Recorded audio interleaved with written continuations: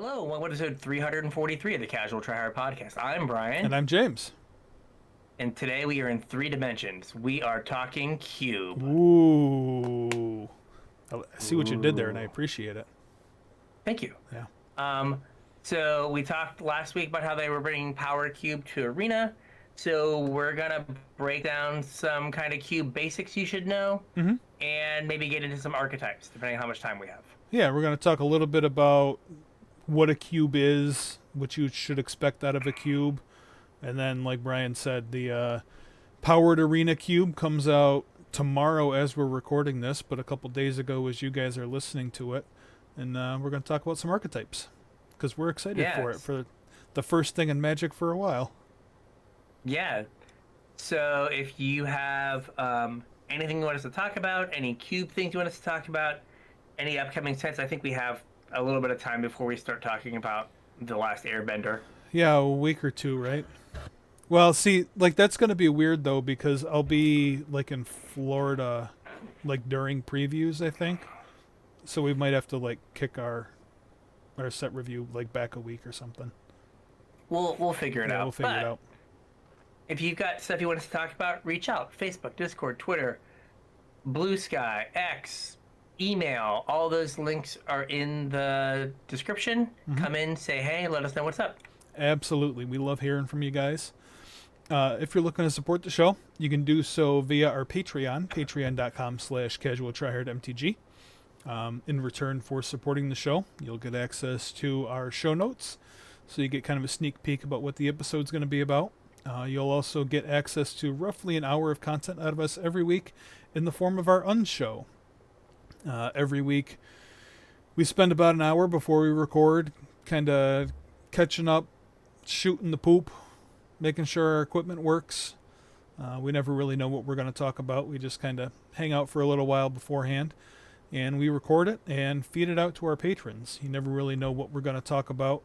In the past, we've done some pretty extensive discussions on bridges. Today it was advertising you can't opt out of. So Yeah. there's quite a wide gambit. Sometimes it's Magic related too, but there's quite a wide gambit of topics that us two old men discuss during the unshow. Our patrons seem to really enjoy it if it's something you guys are interested in, or if you just want to support the show. Patreon.com/CasualTryHardMTG. Chip a couple bucks in. There's tiers there. They don't really mean anything. They're just a way for you to pick an amount you want to contribute and help the show out. We'd appreciate it. Yeah. So, we're gonna talk about the cube, Mm-hmm. and I guess I don't know if we did this last week, but like super basic, like what is a cube? A cube is a curated draft environment. We didn't do this last week. It's Okay. it's a set of cards that is specifically made to be drafted together.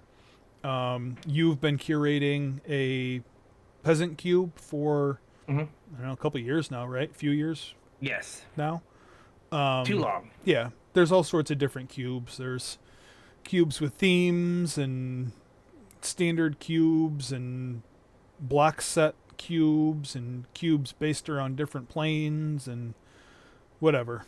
There is one famous cube that's kind of more popular than all of them, though. Yes.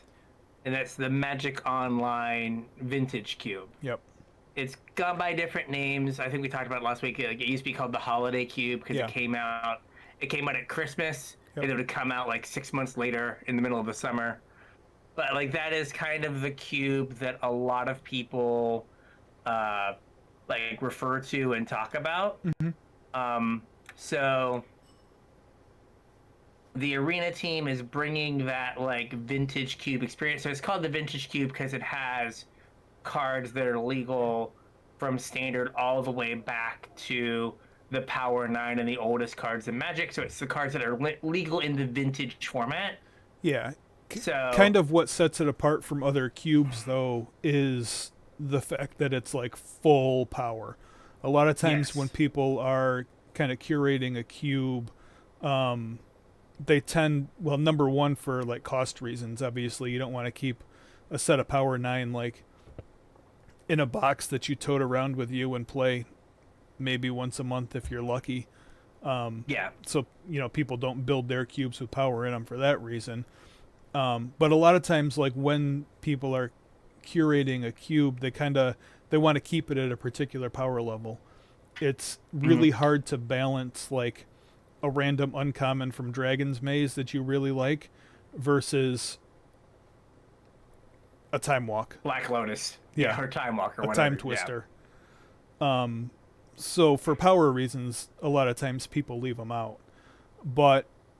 And this has been going on for as long as I can remember. I remember, I think I told you for a brief stint when I had my second back surgery, I had a MTGO account that I played Pauper on.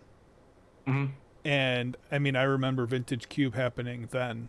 And that was like, I don't know, 2011 maybe? Yeah, we played Vintage Cube that Logan maintained. Yeah. Like all proxies. Yeah. Back when like Cloud Goat Ranger was like one of the best creatures in the cube. And that was 2015, 2016 era. So that's kind of what cubes in a nutshell. Mm-hmm. This particular cube is, we'll kind of maybe go out of order on the show notes a little bit, is 540 cards. That's pretty typical size for a cube though, isn't it?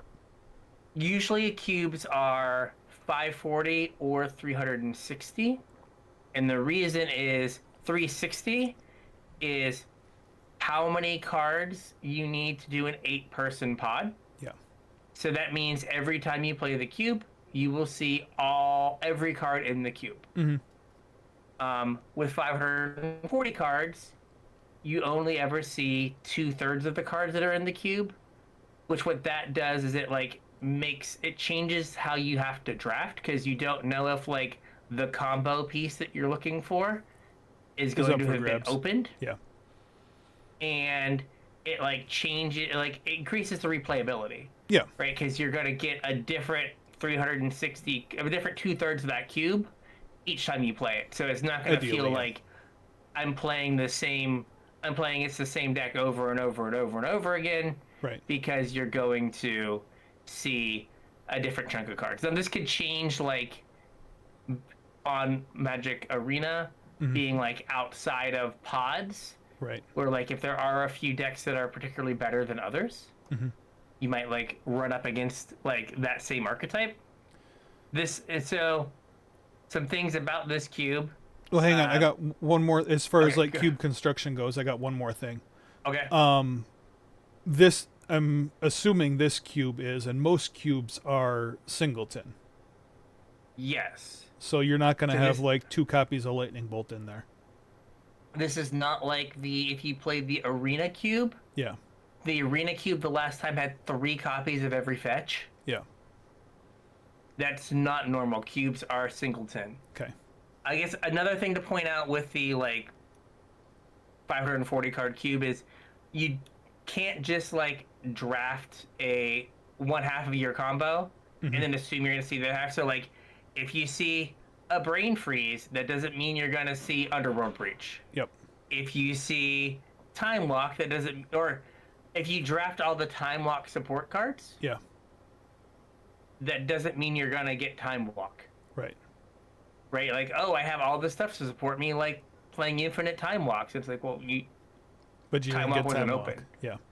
So yeah, so like you have to be careful about that. The okay.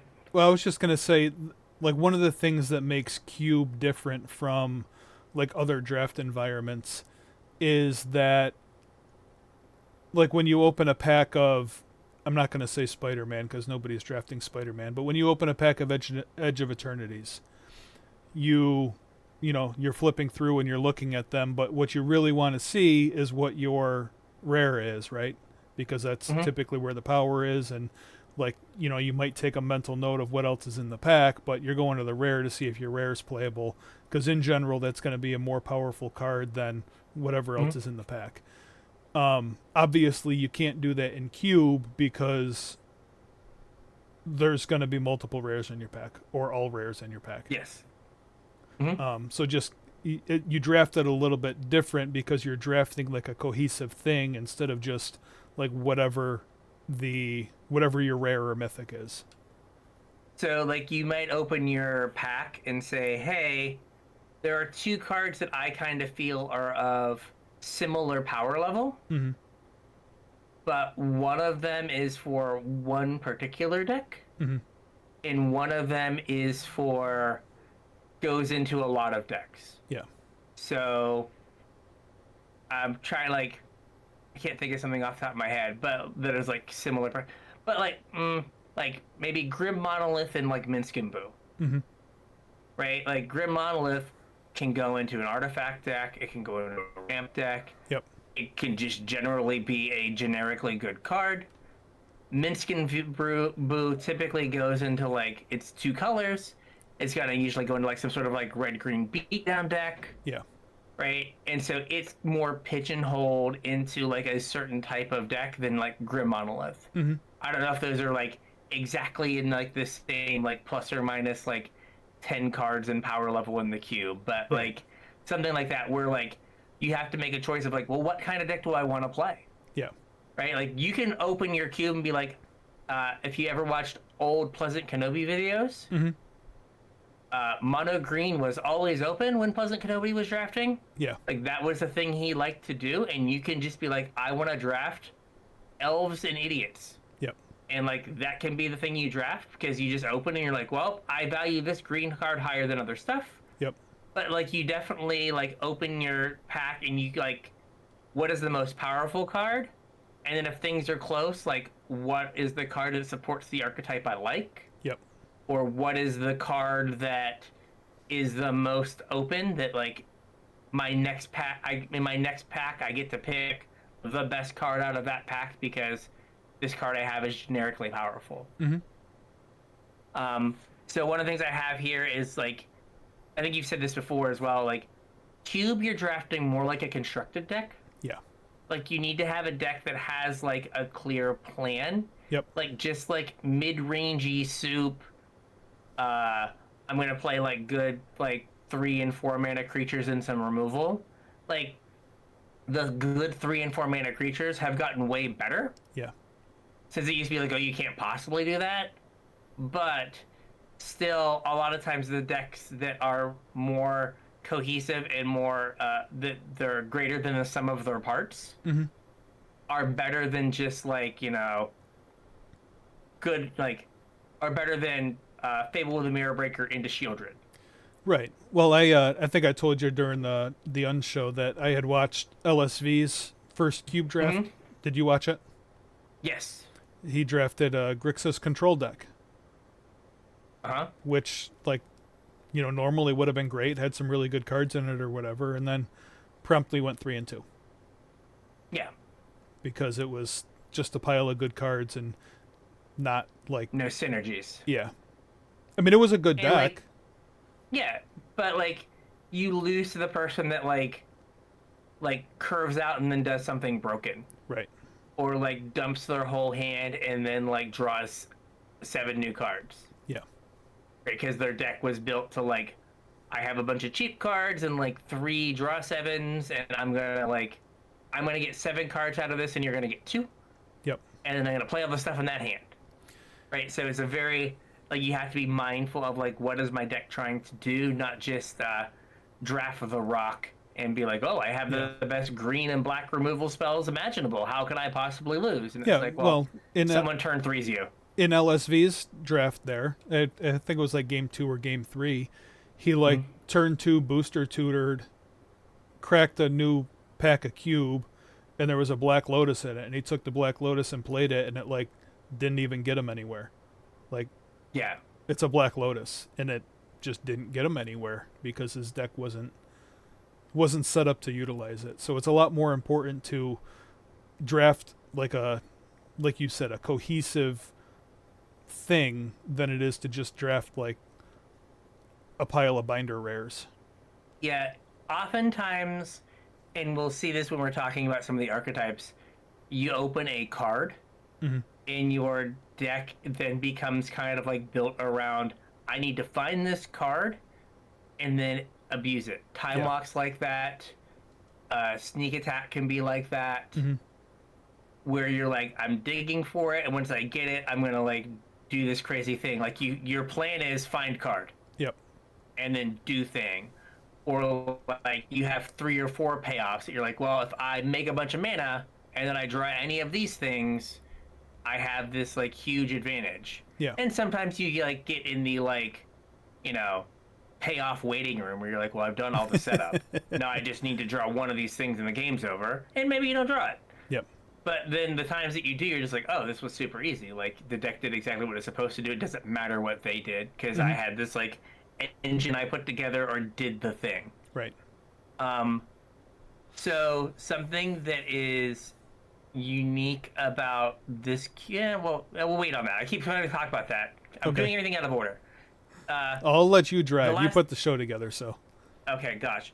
So the last thing we have, kind of in like just like cube basics kind of stuff, is on LR. LSV and Marshall briefly talked about the cube, and they point out something that was interesting. Okay. Was you don't have to learn how to draft the entire cube, Okay.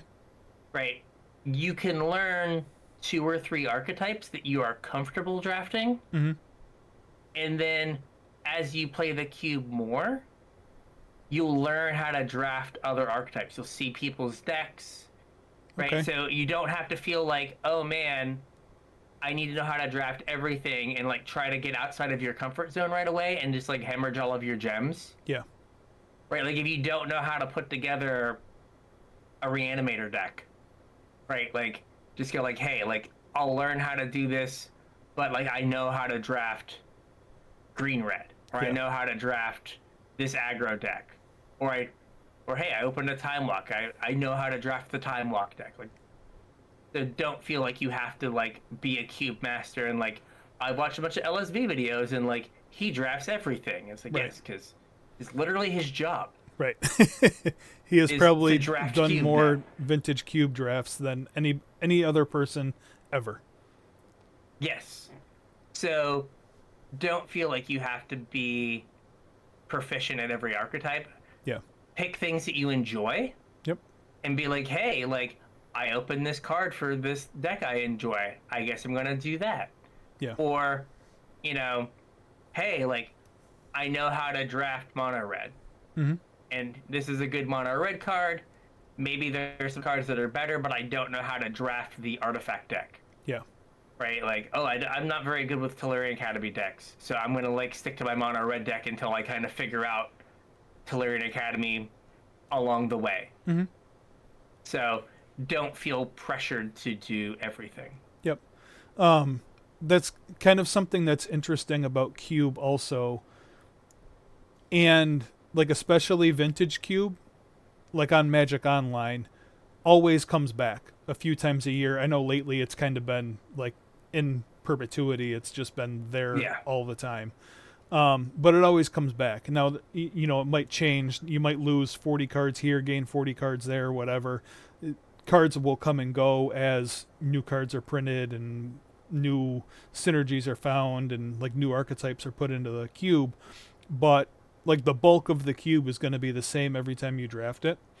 So like as you draft it over the next, I don't know, 3 years or whatever, like whenever it comes back to Arena, like you'll understand the archetypes a little bit better, and you'll know, okay, I see these cards got passed to me, like pick 5, 6, 7 on pack 2. This archetype must be open. Maybe I should, you know, kind of lean in towards that instead of what I was doing. Mm-hmm. So, yeah, like you're gonna have time, and like if it's something you really enjoy, what's gonna end up happening is you're gonna start watching LSV videos. You're gonna start watching other people draft the cube, and you'll be like, oh, okay. When I see that card, that means this is something I can pivot into. Like, because you'll learn by watching them. Yeah. So you can kind of like force multiply your gems. Yeah. By you not having to experiment, you can watch some other people and like pick up on some things and be like, oh, maybe if I see that, I can try that. Yeah. next time. So now, like the interesting thing about this cube. So before we get into Archetype's cube story, Okay. which you sent me an article for, Mm-hmm. which is um, the cube was someone's side hustle. Yeah, that was kind of a cool story. And like that's interesting because typically I'm not a fan of this sort of thing in the context of Magic the Gathering because we've gotten some things I don't really enjoy out of Mm-hmm. this project.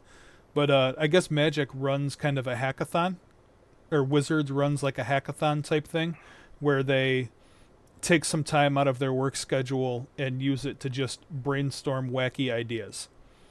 And out of these, they call them experimental frenzies, according to this article. But like out of these experimental frenzies, we have gotten such gems as Modern Horizons and Universes Beyond. Yeah. So, oh, and Secret Lair. Secret Lair came out of this as well. Yeah, all those fun things. But this was one of those experimental frenzies, somebody's project for those. Pitched the idea of bringing Vintage Cube to Arena. Took some time to go through and see how feasible it would be, and realized it really wasn't that far off of. Like, I wouldn't take that much effort to get it to Arena. I think the article said like 200 cards were already on Arena, and like another 200 and some cards would be able to be basically just ported in with no additional work. And then the last like 150 cards either required some amount of work, a lot of work, or are just impossible on Arena. Yeah. So if you have followed the Vintage Cube, if like this is not your first rodeo, there are definitely some cards that are Vintage Cube staples that are not in this cube due to those programming restrictions. Yeah. So, Shallow Grave and Corpse Dance, which both care about graveyard order. Yeah, something that Magic hasn't done in a long time. Yeah, even though I don't know how you reorder your graveyard on Arena. Well, so the article said it's not so much reordering your graveyard that's the problem. It's that putting cards into your graveyard, if things go into your graveyard multiples at the same time, it would have to arrange it. You would have to arrange the order that they go in, and because that's like a an engine thing, it would have to do that across every format and not just for the cube. So you'd end up like somebody casts a Farewell or whatever, you'd have to like order the cards going into exile, even though it serves no purpose.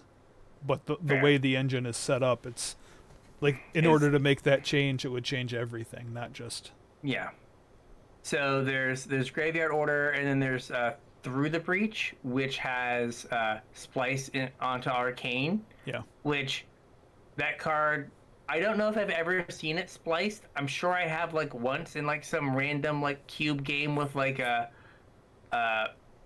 desperate is it Desperate Ritual? Is that the one that has? Yeah, I don't know if it's Desperate. It's one of the rituals. One of the rituals, right? But like they were like, we can't like put Through the Breach with Splice because like there's just no point in putting the Splice mechanic in, right? Because we're not doing that again, right? They say before it's in Modern Horizons 4. And we also didn't want to put like Through the Breach without that text on it, right? As like an arena only card. Yeah. So I guess it's not on there. They said the only way that it's even possible in Vintage Cube currently for the splice onto Arcane to matter on Through the Breach is if you had whatever it is 10 mana available and you copied a Through the Breach and cast an additional one. Like you'd have to cast it Through the Breach and copy it in order for Splice to matter.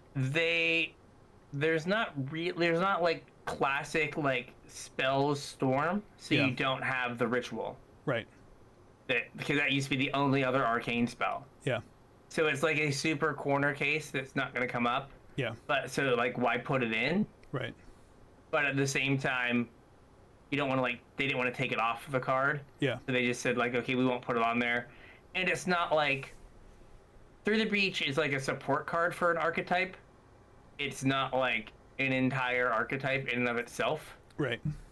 So it's not. Do they have what's his name? That was really helpful. What the guy that gives everything haste from Edge of Eternities, the 4-drop. I am not sure. What is his name? I don't think so. I don't see it. No. The guy who gives everything warp, like two in like Oh yeah. 2 in a red. Yeah. Because like he could do part of that song and dance, but they don't have him either. Yeah, they don't have which him is on fine. here. But yeah, so those are the like, so those are like the 3 cards that are like, hey, this is just not worth programming. Yeah. Slash not worth doing, and it doesn't. It changes the cube from the Magic Online cube, but that's fine. Like, it doesn't have to. It can be its own thing and still be an enjoyable experience. Sure. It's there are occasionally competitive cube events, which I know that a while back that some people were drafting on LSV's draft server to like draft for like some like competitive cube event. So like there's an outlet for people who like I need the exact same cube list. Yeah. But like for this, I think it's just better that they got it on the client as opposed to like making it like the match to some arbitrary template. Right. Right, because like there are tons of versions of the vintage cube that people will change 10 cards because they have 10 cards they like or 10 cards they hate. Right. Or like LSV, like if you watch his videos, there's the Power Mac cube. Okay. Which is like, it's Demonic Consultation, Thassa's Oracle, Time Vault with the keys, and all of the initiative creatures that are good. Then LSV has like a Power LSV version that like doesn't have the initiative, and then he has a version that like the LSV cube doesn't have initiative, Demonic Consultation, Thassa's Oracle, or Time Vault. Right? And like when you're watching, the difference is subtle. Yeah. But like you get different games and different things come up out of this different list. But like of the 540 cards, 500 of them, 520 of them are the same across all the 3 of those cubes. Yeah.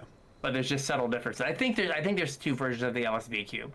Well, I mean, even the vintage cube changes over time. It's not like it's the same cube every year. The list changes based on, cards that Wizards wants to showcase or what have you.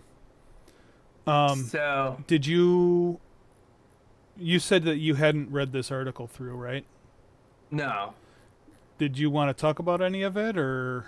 Sure. Like I can look at it, or you can like fill in the good parts. So there's a section in here where they talk about implementing some of the cards, and we don't have to talk about everything. They talked about necromancy, which was, I guess, really tricky. That wasn't it.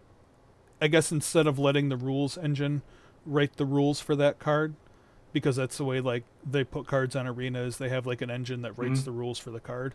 I guess it was easier to like code the card in Python and then port that in instead of letting the rules engine handle it. Okay. Because of the pseudo flash sacrifice trigger, whatever. That was a little interesting.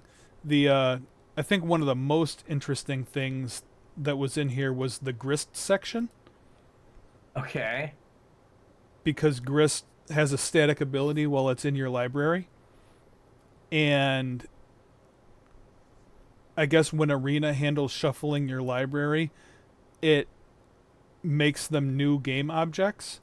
So when you would start the game, Grist would be handled properly, like it's a creature and a planeswalker in your library.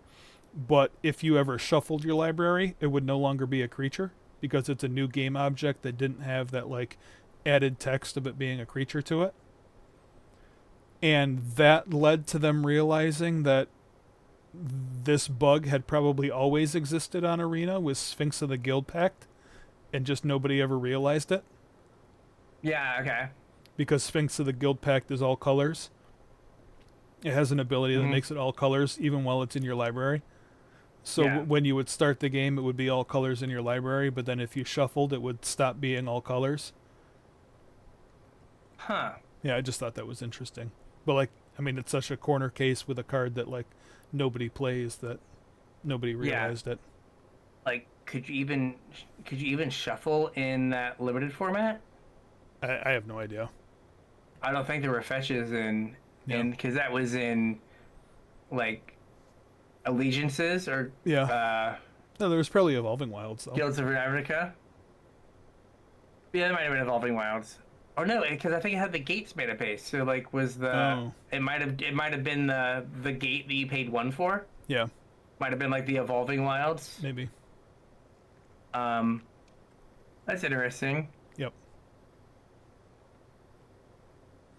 I put it in a card. I thought it was working, and then like QA was like, it doesn't work with this random card that's not in the cube. Yeah. And I guess that like that is a thing where like if these cards are going to be in the wild, you don't know how people are going to use them. Yeah. So you've got to like make them work in all the weird cases. Mm-hmm. Huh.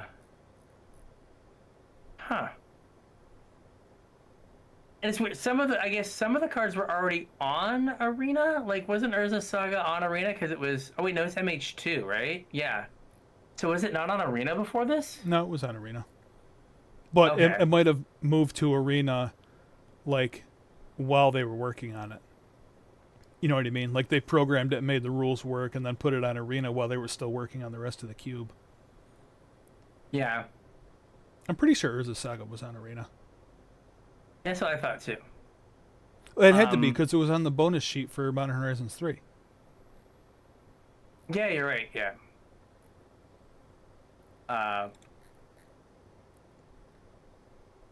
But it is. So, like, I think it's cool that they kind of empowered, he's not an intern, but one of the Magic Arena interns to kind of do this thing where it's like, hey, if this doesn't eat a ton of your time, you can work on this a couple hours a week. Yeah. Oh, there was one more cool story. Okay. With Booster Tutor. Did you read that? No, I kind of flipped past it. So I guess there's not really a way to do this on Arena. So what they did was they took the, was it Spellbook mechanic from Alchemy? Oh. And instead of having like 15 cards that you pick 3 from for the Spellbook, they made it 540 cards that they pick 15 from, and then you pick one. So they basically just reused the Spellbook mechanic. The trash Spellbook mechanic finally has a reasonable use. Yeah, I thought that was interesting. Yeah, because I'm sure you could just be like, it might just be like a set of numbers. Yeah. Where it's like, the thing is, the spellbook is this large, right? There's a number. Yeah. It's just, I'm sure you could just tweak this. That's interesting. Yep. So, I think they did a good job of getting the cards that like matter on. Mm-hmm. And again, it is neat that they were just like, yeah, you can do this thing, like, go nuts. And again, I'm glad that I'm sure they are glad that they let this guy go nuts when like Spider-Man just became a like smoldering crater, right? That like just like did not send them any gems from the limited environment. They're like, I mean, like realistically, this is genius because how many people are out there in a boat similar to us that like basically go infinite, unlimited? Mm-hmm. That now this is just an outlet for them to incinerate gems and gold. Yeah, just like I'm anticipating like doing so-so, Yeah. trying to draft some archetypes I should not, Mm-hmm. and then like having to pump the brakes at some point and be like, well, do I want to be able to like experience like Avatar, eh, Well, or do I want to? like that's exactly what I mean though. Is what I meant by basically infinite is like we'll both play limited until we don't feel like playing limited anymore, and then have enough gems and gold left over to like do whatever sets next. Mm-hmm. You know what I mean? Whereas Yeah, if they do a round of this, not even after every set, but like every couple sets or whenever there's a lull in the release schedule or whatever, like this gives players a way to kind of pump those gems back into the economy while you're waiting for yeah, the next set to come back out, so that maybe you do have to buy some gems when we yeah. finally get back to Lorwyn or whatever. And I mean, it is a phantom draft, so Right. like you're not really getting anything. We talked about the prize structure. Yeah. Like it's not like you're like, ooh, I get to draft a Black Lotus to play. It's like, no, No. you get like cards from like the little packs or whatever. Yeah. Okay, so, Oh, that was so a let's talk question about. I meant to ask you. Did they? Okay. I know this article here had the cube list. Did they publish the list with the like the cards that they're actually adding to Arena? I don't know. I mean, they have the prize list cards, but I don't know what cards are actually going to be like playable. Well, Like, I mean, if they're on the prize list, they got to be playable at least in Timeless or Brawl, right? yeah, you would think. So I don't know which ones are going to be craftable. Like, it would be super odd to be like, here's Hex Mage, but you can't craft Dark Depths, Yeah. right? Or, that's the first one that like jumps out as like, there's an A and a B Yeah. that you need. Do you have a link to that prize list? I do. It's from the article we went over last week. Oh, the whole prize list was in there? Yeah, it's like what cards are in the cube pack price sheet. Oh. Uh, Oh yeah, okay. so No, this well is that the says the initial initial list. I assumed that wasn't the whole list. I assumed initial meant like it's going to rotate, Oh. where they're going to take cards off and put cards on. Like, hey, maybe right now Hex Mage is on, but Dark Depths Yeah. isn't, and then next cube Dark Depths becomes craftable, I gotcha. and then I thought so that meant they were going to release more. Like that was just Yeah, a I could partial be wrong. list. Well, I guess we'll find Yeah, out. but that I mean, that's that kind was of my weird though. That reading if of like it. there's only I don't know 20 cards there, so you're winning packs of the same 20 cards. Yeah, I don't know. We'll have to see. Like they will separate me from some gems. I'm Yeah. pretty sure. Yeah. Okay, so let's talk talk archetypes, Okay. and we're gonna talk aggro first. And I put this here for a very specific reason. Because that's what James is going to draft. Yes, but also mono white aggro and mono red aggro, and to some lesser extent Boros, but mono red and mono white are secretly two of the most winning archetypes in all of Cube. Well, because they're no nonsense. Yeah, like if you draft 1, 2, 3, you win a lot of your cubes as your opponent's like sculpting their hand and trying to do the big like crazy powerful thing. Well, yeah, like you said, a lot of times when you're building these draft decks, you're trying to craft a deck that finds a specific piece and then puts something else with it. And like you can only durdle for so long while you're doing that. And like you said, if you're playing mono red or mono white and you just go 1, 2, 3, your opponent doesn't have a whole lot of time to put those pieces together, or they don't have a turn to take off to put those pieces together without like interacting with your board. Yeah, so if you want an archetype that is going to like, I'm not going to say it's going to be like you're always going to get 4 or 5 wins, but it's going to like raise your chance of getting 4 or 5 wins. Get good at drafting mono white and mono red. Yeah. And you also have the like the fail case of you can end up Boros, Mm-hmm. right? Like if you get a pack that doesn't have a, if you're mono red and it's like fourth pick and there's not a good red card, you could take like the best white aggressive card, or like, oh, there's a Sacred Foundry or a Plateau and Yeah. there's nothing else for this. I'm going to take that because maybe I'll end up in Boros, Or right? like a lot of those cards kind of transfer to other archetypes also, like Mm-hmm. Dragon's Reach Channeler, Swift Spear. Swift Spear, Rabble Master. Like those are all Mm-hmm. cards that would be pretty welcome in a bunch of other decks that share a color with red. So if you started Yeah, like, drafting mono red, you could move into red black or red blue or yeah.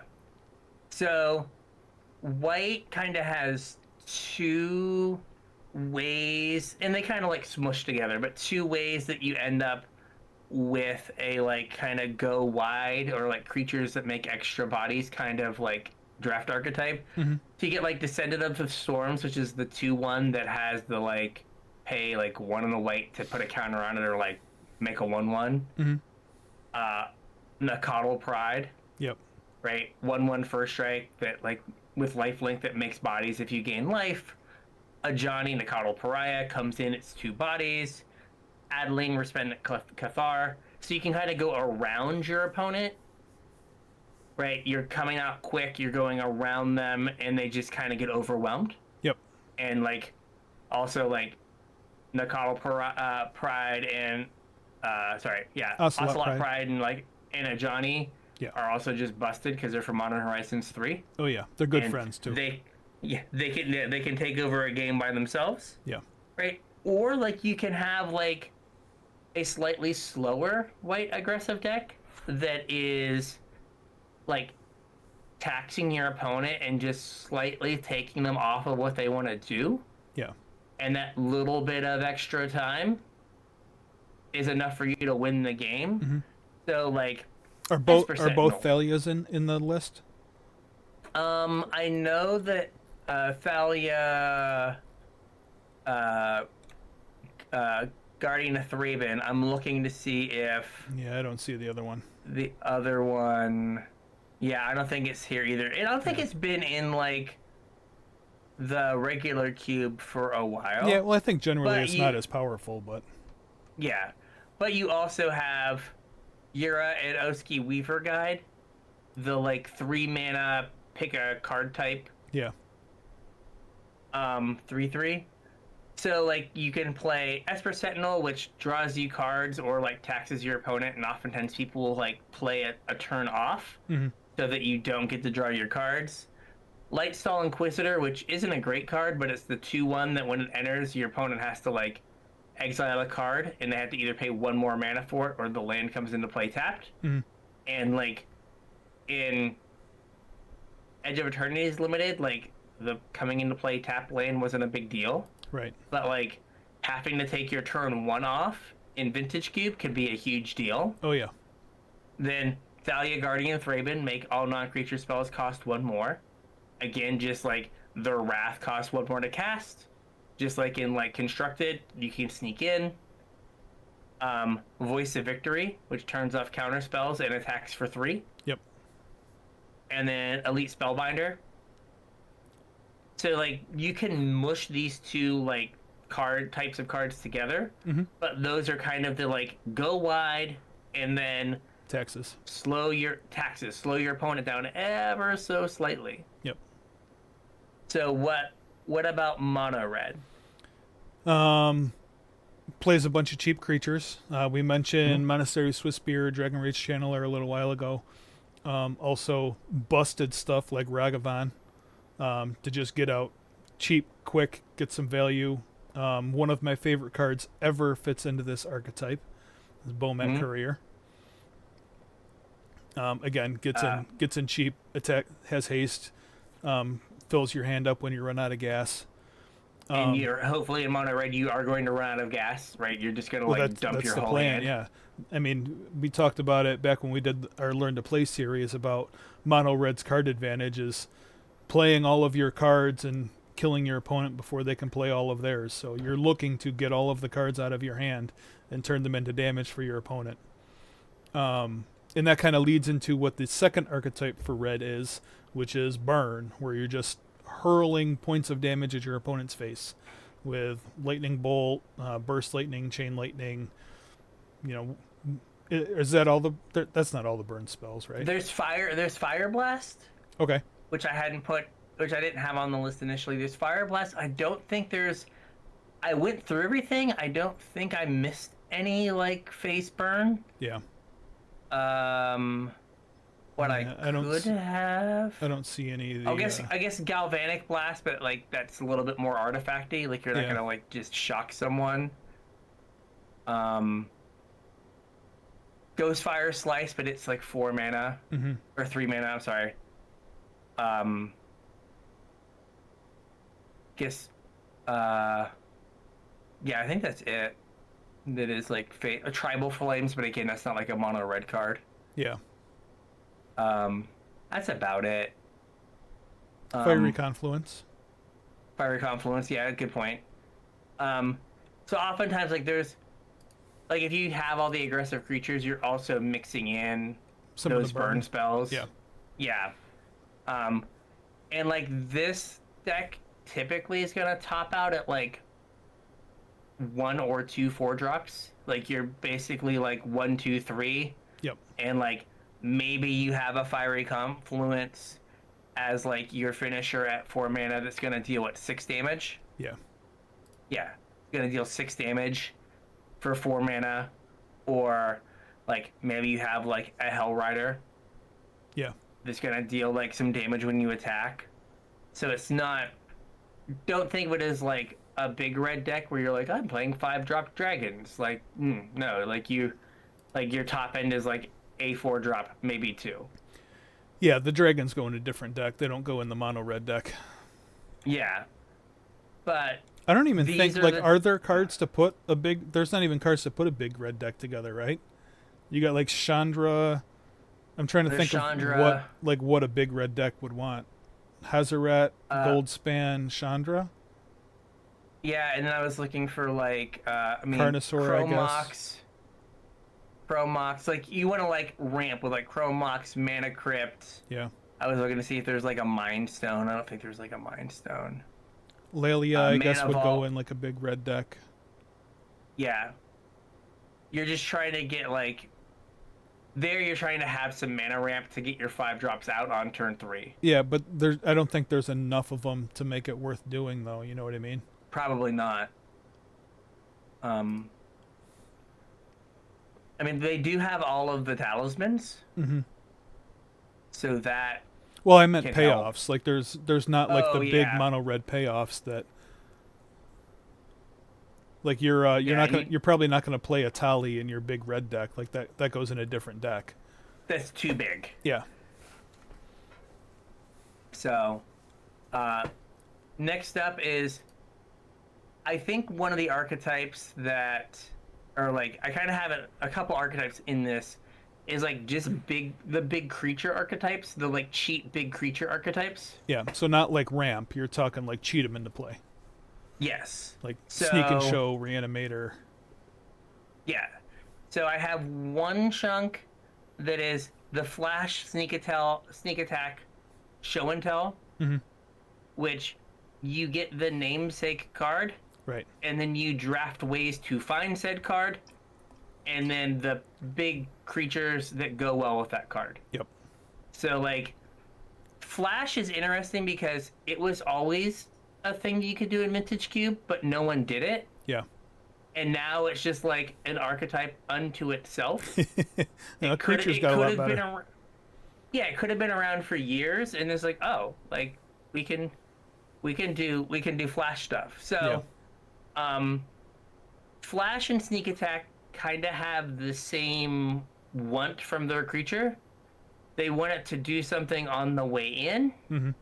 And hopefully do something on the way out. So Flash, for those of you who don't know, it's really weird. It's like 1 and a blue. Let me see if I can look it up exactly, because it's got weird templating. It's instant, and it puts a creature... From your hand onto the battlefield. If you do, sacrifice it unless you pay its mana cost reduced by up to 2. Okay.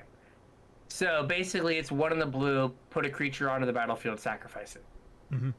Because like That's how it gets played. Yeah. no one ever pays the mana cost for it. Because Right. like they put like a huge thing. So if you can get something that gives you value on the way in and on the way out, you get up really big. Right. So in sneak attack, you get to attack with the thing, but it also dies at the end of turn. So having uh, having it enters in a leaves ability, Hmm. really good there as well. You get the damage from the attack, plus then those two triggers. So kind of the cool flash targets is like Woodfall Primus. Hmm. It blows up a non-creature permanent and has persist. Yep. So when it dies, it comes back and blows something else up. Yep. So your turn 2 can be blow up both of your opponent's lands That's pretty good. and have a 6/6 trampler.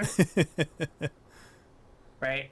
Vaultborn Tyrant comes in, draws you a card, gains you 3 life, dies, draws you a card, gains you 3 life, and leaves. Is it a 6/6 trampler? Yeah. Vaultborn? Yeah, I Or think 8? so. Is something like that. World Spine Worm. Leaves a bunch It of doesn't do 5/5s. anything when it doesn't do anything when it enters. Yeah. But it leaves you 15 power. Yeah. 15 power on turn 2, spread across 3 bodies. Pretty Probably tough to gonna deal get with. the job done. Yeah. Torsten, founder of Benalia, is it's like a commander card. I think when it enters, you get to look at the top cards of your library. Let me find it real quick. When 'cause it it's enters one- the battlefield, reveal the top 7 cards of your library. Put any number of creature and/or land cards from among them into your hand, and the rest on the bottom of your library in any order. And when it dies, you make 7 1/1s. So it can draw you literally up to 7 cards, Yep. and then put 7 power across 7 bodies. Yep. Okay.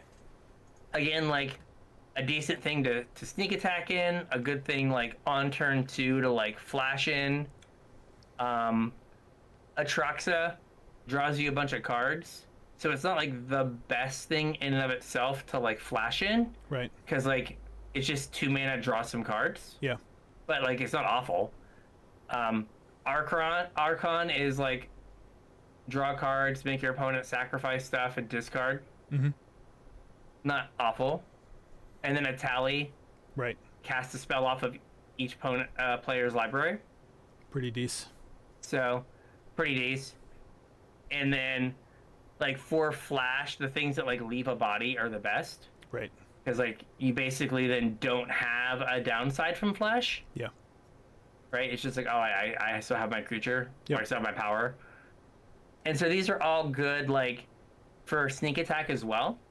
But also the cards that have Annihilator or that have other attack triggers, trigger. but Annihilator is the big one, Yeah. are great.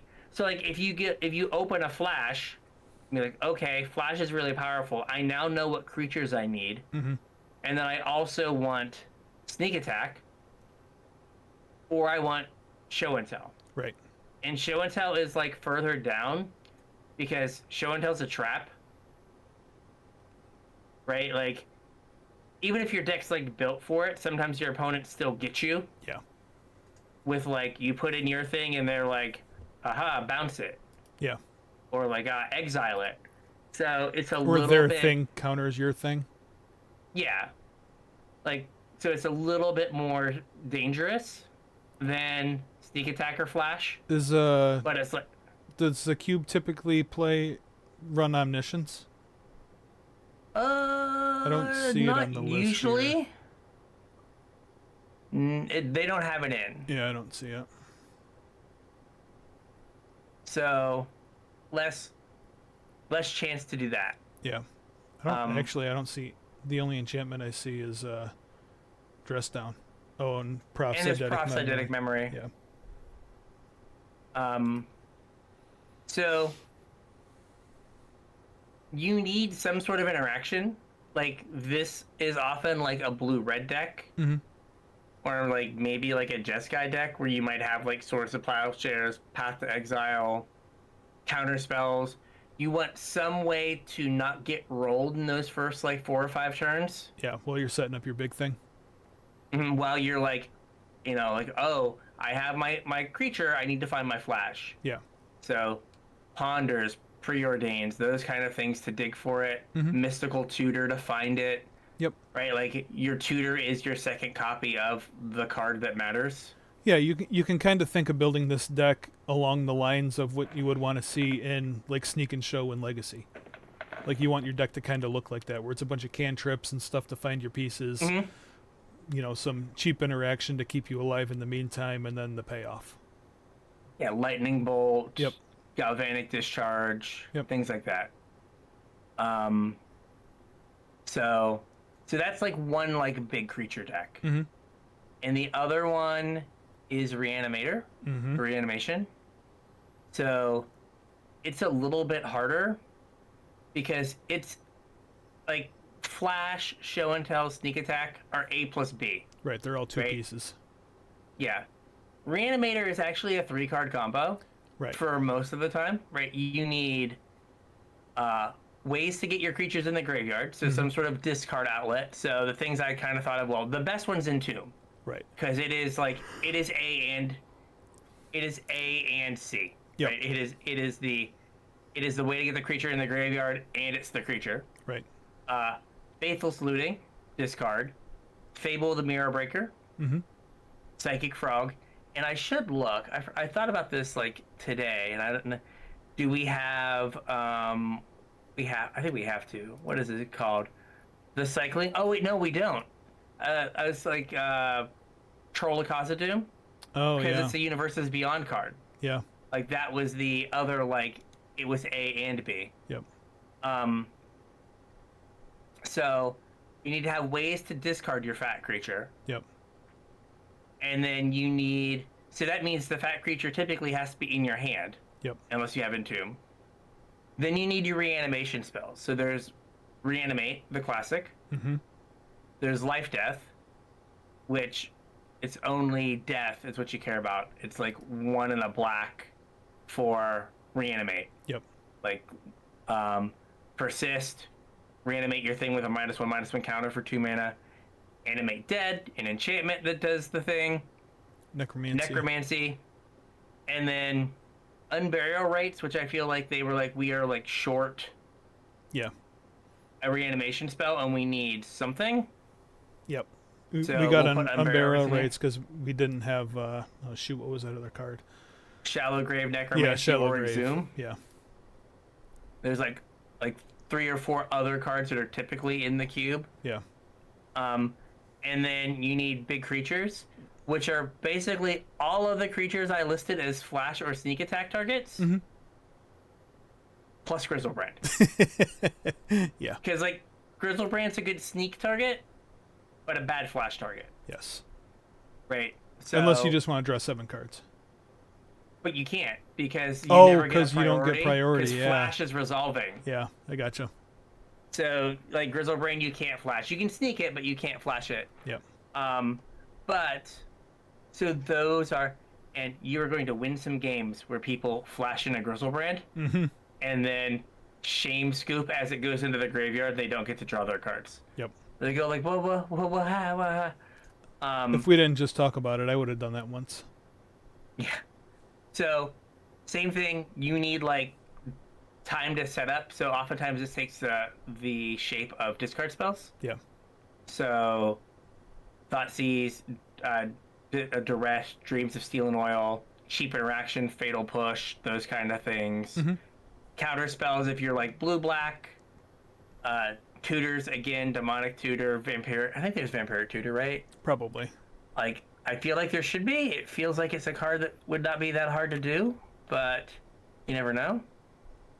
I don't know. I don't see it. Okay, maybe not Vampire. It is weird. So like I can see it not. Yeah, no, I don't see it on here. Okay, so scratch that. I didn't say that. Oh no, it is Vampiric Tutor. I see it right under Fatal Push. Oh, yeah, I see it now. Oh, it's an Into Fatal instant. Push That's why I appeared. didn't see it. I thought it was a sorcery. Yeah. So those again are extra copies of your fatties. They're extra copies of your discard outlets. They're extra copies of your animation spells. Yep.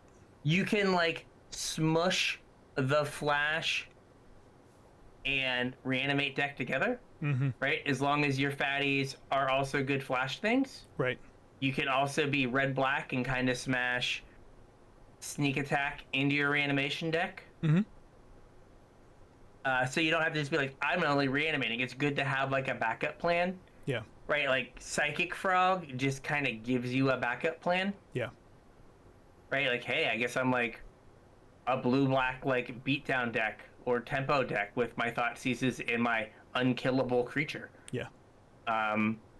Same with like the Flash Sneak Attack, like the red cards. You get Fable, which is a backup plan in and of itself. You get what is he called? The 3-drop from Dragons, Tarkir Dragonstorm, Tursa, Light Shatterer, another thing that like discards you cards. Inti discards you cards. Yep. Right, like you can have this like kind of red-black mid-range deck that also has the ability to just like turn to reanimate a Grizzlebrand. Right.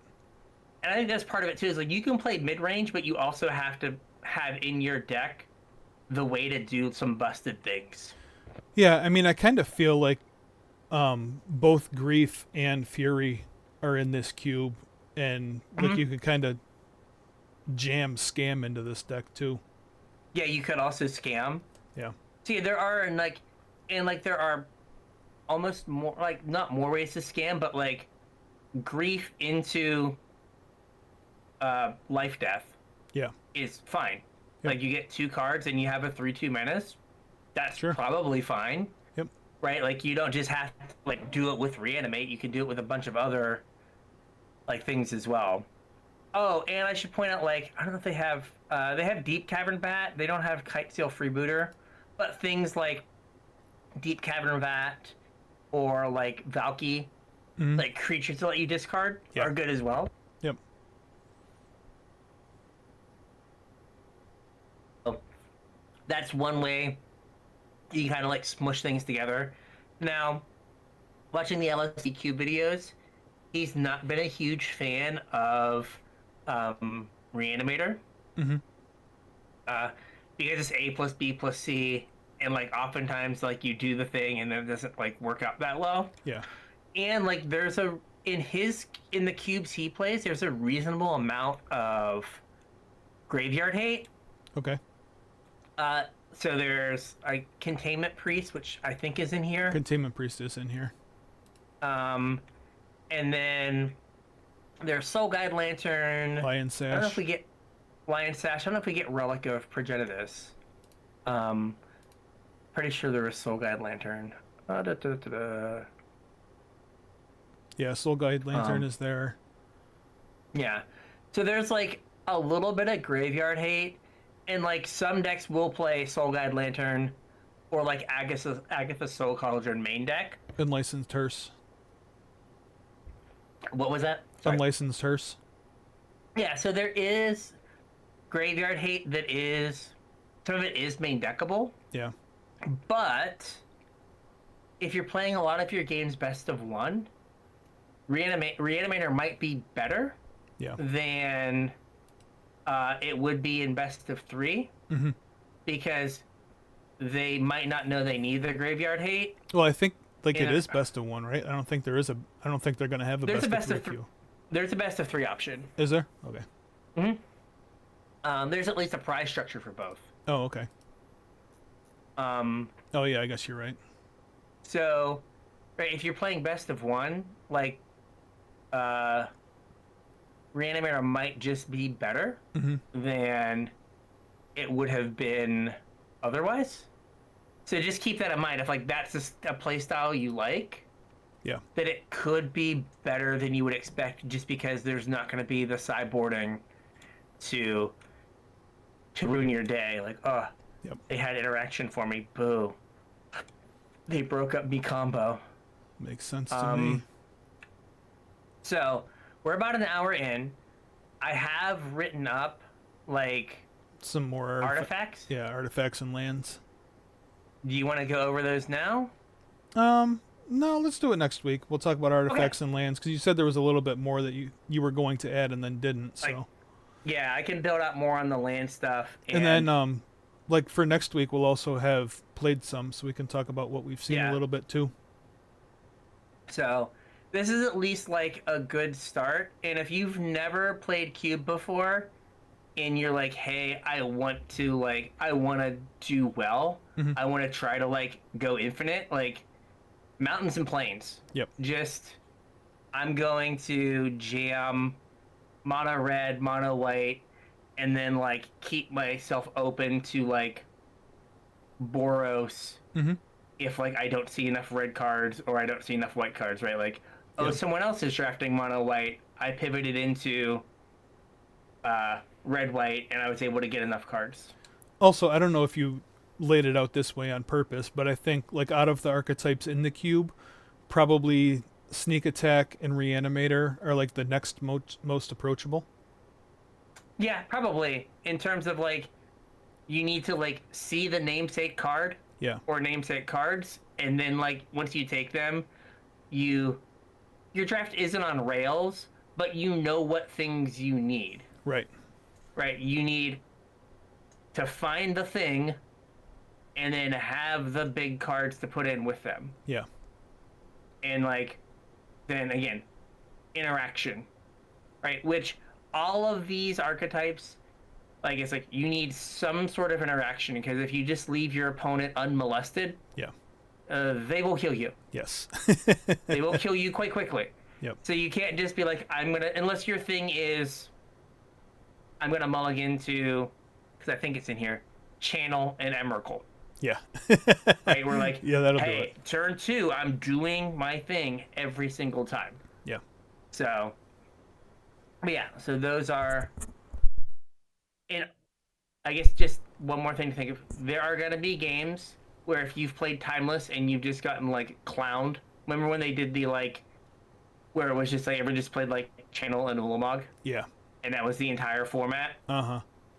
Sometimes you're just gonna like have to shrug and go like, yeah, that I happened. got Ulamog on turn 2. Okay. So don't get upset. Mm-hmm. So with all that, I think we got a show. We got a show. So if you have a cube archetype that you like and you want us to try to talk about, or like you see some interesting cube stuff and you're like, huh, how does that work, or how does that come together?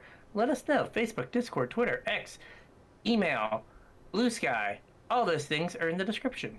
Yeah, hit us up. Let us know. We'll finish up the cube discussion next week after having played some, and I think that's gonna lead into me being away, and then we'll be into Avatar after that. So yeah, I think like the Avatar cards start coming out the 28th. Yeah. So like, do the Avatar cards come out tomorrow? Oh my gosh. Yeah, I don't know. Anyway, like Brian said, hit us up. Let us know what you want to talk about. You can start feeding us Avatar cards if you want to, stuff you want to hear about, and we'll get to them as soon as we can. If you want to support the show, you can do so on Patreon, patreon.com/CasualTryHardMTG.